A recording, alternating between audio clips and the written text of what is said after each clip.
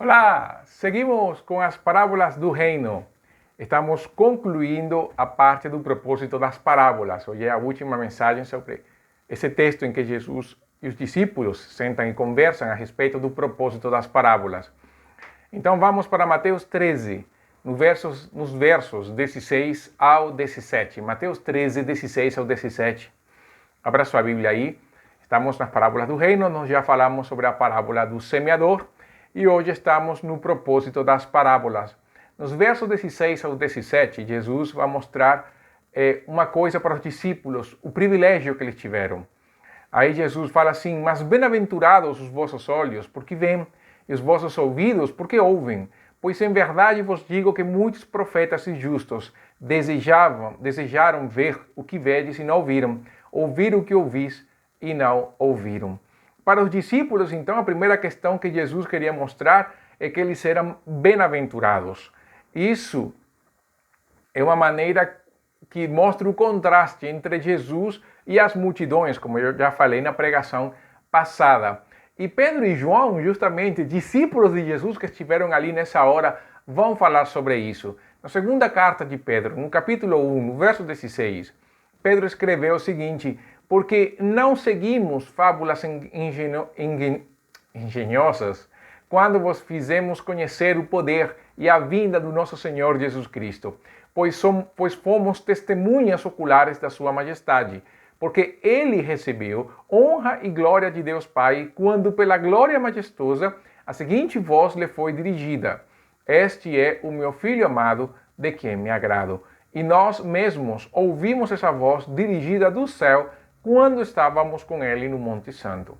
É claro que Pedro vai fazer menção do Monte da Transfiguração, mas veja como Pedro fala que o que eles conheceram foi porque foram testemunhas oculares da sua majestade, eles viram. João vai falar isso de uma maneira diferente, porém bem parecida. Primeira carta de João 1:1. João começa a sua carta assim: o que era desde o princípio, o que ouvimos, o que vimos com nossos olhos, o que contemplamos e nossas mãos apalparam a respeito do verbo da vida. Pois a vida foi manifestada, nós a vimos, damos testemunho dela e vos anunciamos a vida eterna que estava com o Pai e a nós foi manifestada. Sim, o que vimos e ouvimos, isso vos anunciamos, para que também tenhais comunhão conosco. E a nossa comunhão é com o Pai e com o seu Filho Jesus Cristo. Estas coisas vos escrevemos para que a nossa alegria seja completa. Veja como João vai falar: vimos, ouvimos, contemplamos, apalpamos. Como ele mostra fisicamente que eles estiveram com o Senhor. E Jesus os chama bem-aventurados por isso. Eles tiveram um privilégio que você e eu não temos. De sentar com Jesus, de comer com Jesus, de ouvir a própria voz de Jesus, de contemplar o rosto de Jesus, a face do Senhor, de conviver com Ele ali nesses 3 anos maravilhosos. Nós não tivemos isso e Jesus fala: vocês são bem-aventurados. Eles, os discípulos, serão bem-aventurados porque os que estão juntamente com Ele, essas pessoas tiveram um privilégio que os profetas não tiveram e que nós também não teremos, ou não temos nos dias de hoje. São bem-aventurados da história, nem antes nem depois pessoa alguma teve esse privilégio, somente eles, somente os 12. Incluindo Matias, neste caso seriam 13, não é? E, por outro lado, nós fazemos parte da história viva da igreja. E nós temos esse conselho de Deus em nós. Num ponto de vista, nós também somos bem-aventurados. Não no nível dos apóstolos, é claro, não dá como comparar, contemplar Jesus a nós que lemos. Mas isso não tira de nós a bem-aventurança. Por quê? Porque o próprio Pedro, na sua primeira carta, vai mostrar que nós também somos bem-aventurados. Veja o que ele fala na sua primeira carta, no capítulo 1, no verso 7 até o 9. Ele escreve o seguinte: para que a comprovação da vossa fé, mais preciosa do que o ouro que perece, embora provado pelo fogo, redunde em louvor, glória e honra na revelação de Jesus Cristo. Pois, sem tê-lo visto, vós o amais. e sem vê-lo agora, crendo, exultais com alegria inexprimível e cheia de glória, alcançando o objetivo da vossa fé, a salvação das nossas almas. Nós cremos por causa do testemunho dos apóstolos. Vejam, o Antigo Testamento foi escrito por homens e mulheres. Nós vamos falar sobre o Antigo Testamento agora. Mas o Novo Testamento foi escrito por quem? Mateus, João, Pedro, foram discípulos do Senhor, foram apóstolos do Senhor. Tiago, irmão, e Judas também. Não Judas Iscariote, o Judas escreveu a epístola. O Tiago, irmão do Senhor, foi um dos líderes da igreja de Jerusalém, considerado apóstolo em Gálatas, na epístola de Paulo aos Gálatas. Paulo, também considerado apóstolo, também viu a manifestação física do Senhor ressuscitado. Tiago foi irmão do Senhor, então nem se fala sobre isso.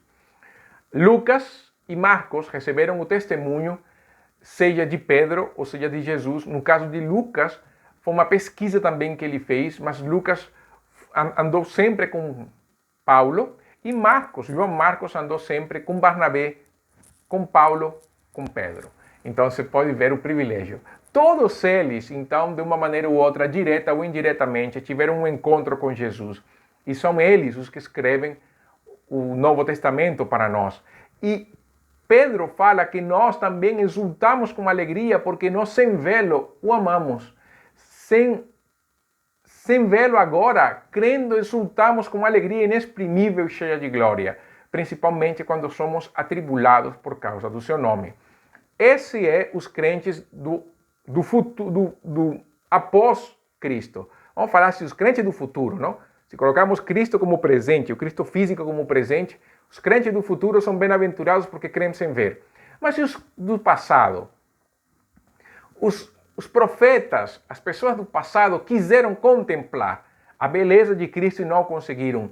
No mesmo capítulo 10, no mesmo capítulo 1 de Pedro, aliás, continuando no verso 10, assim, logo após o texto que nós lemos, Pedro continua: foi essa salvação, a salvação em Cristo que hoje nós exultamos com grande alegria, foi essa salvação que os profetas examinaram e dela procuraram saber com cuidado, profetizando sobre a graça destinada a vós, indagando qual o tempo ou ocasião que o Espírito de Cristo, que estava neles, indicava ao predizer os sofrimentos que sobreviriam a Cristo e a glória que viria depois desses sofrimentos.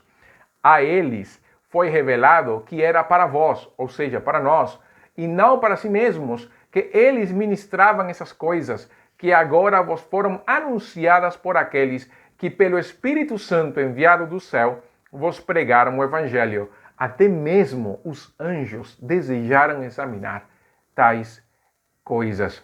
Nós também somos bem-aventurados, somos privilegiados por causa da bem-aventurança de Jesus aos apóstolos. Os profetas do Antigo Testamento desejaram ver isso, o cumprimento, eles quiseram participar. E o Espírito de Deus falou que não era para eles, era para o futuro. Pedro fala, é para vós. E isso está falando de nós. Para nós, isso faz sentido. Para nós, essa bem-aventurança se completa. Por quê? Porque nós somos bem-aventurados pelo testemunho dos apóstolos.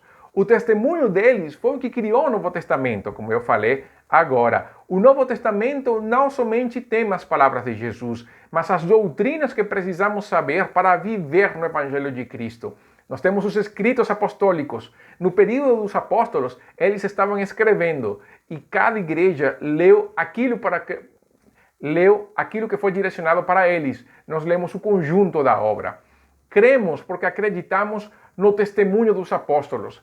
Pregamos porque cremos no testemunho dos apóstolos. Discipulamos de acordo com o testemunho dos apóstolos. Nossa vida, nós como cristãos, é a continuação do testemunho dos apóstolos. Então nós devemos aproveitar este privilégio para proclamar o Evangelho a todos. Por quê? Porque Jesus falou, vocês são bem-aventurados porque vocês estão vendo coisas que outros não conseguiram ver. E isso é uma grande verdade. Jesus vai mostrar isso mais uma vez quando vá para o Monte da Transfiguração. Jesus vai falar isso também, mais uma vez para os discípulos. Mas nós, que temos sido participantes indiretos por causa do testemunho dos apóstolos, também somos privilegiados, porque nós temos crido no Filho de Deus, porque nós temos entendido que é a verdade, porque nós temos andado segundo os mandamentos do Senhor, seguindo os lineamentos de Jesus.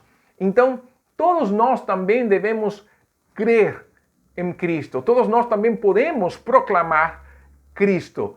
Eles creem. Todos cremos, aliás, porque compartilhamos de Cristo. Todos cremos porque a nossa vida é o resultado do testemunho dos apóstolos. O mesmo Espírito que operou em Cristo, o mesmo Espírito que operou nos apóstolos, opera em nós.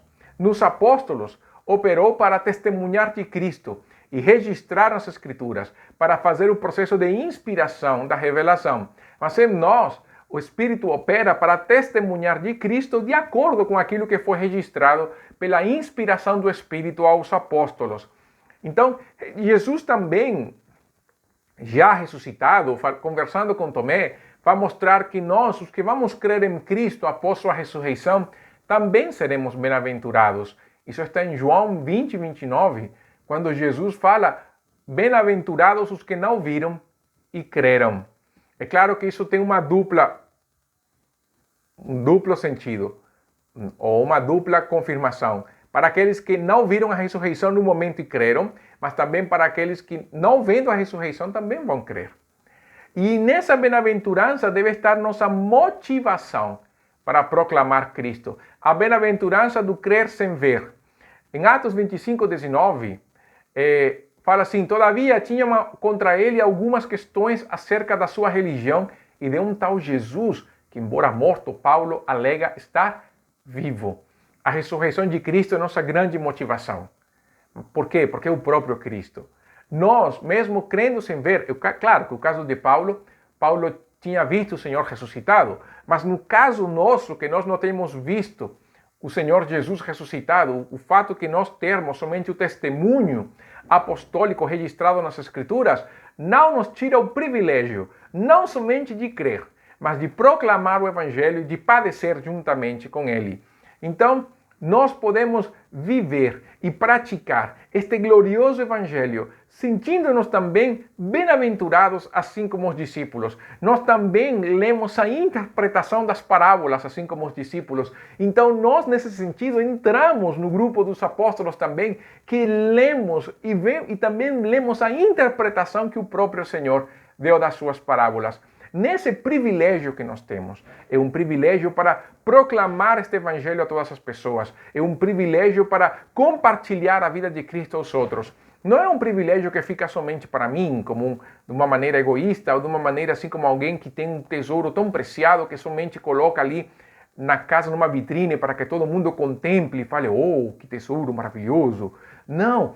Ele é para ser compartilhado, porque na medida em que nós mais compartilhamos de Cristo, essa graça em nós opera de uma maneira mais poderosa. Para quê? Para que outros também consigam conhecer Jesus. Somos privilegiados, mas como eu falei antes, grandes privilégios, grandes responsabilidades. Somos chamados a anunciar Jesus. E a próxima parábola justamente vai falar sobre isso. Mas vai ser a próxima mensagem. Vamos orar então. Senhor, muito obrigado nesta hora pelo privilégio que nós temos de não somente ouvir, mas também de entender a Tua palavra. Não somente pela explicação que o próprio Senhor nos dá, mas através do próprio testemunho do Teu Espírito. Eu oro, Deus, para que nós possamos não somente entender, mas também aplicar aquilo que o Senhor fala às nossas vidas. Usa cada um de nós, ó Deus, também como instrumentos da multiplicação deste Evangelho glorioso de Cristo. Que possamos proclamar a Tua palavra a cada pessoa, Deus, a cada vida que precise beber da água da vida. Usa nossas vidas, ó Deus, como instrumentos da Tua graça. Somos bem-aventurados, isso é um grande privilégio, mas deve nos encher também de humildade. Não foi por nós, foi pelo Teu grande amor. E que nessa humildade nós também reconheçamos que este privilégio vem para que possamos proclamar Cristo a cada pessoa. Usa-nos, ó Deus, como instrumentos da Tua glória. Em nome de Jesus. Amém. A próxima parábola não está em Mateus capítulo 13, mas segue a linha de Marcos capítulo 4. É a parábola da candeia. Os aguardo na próxima mensagem. Que Deus abençoe.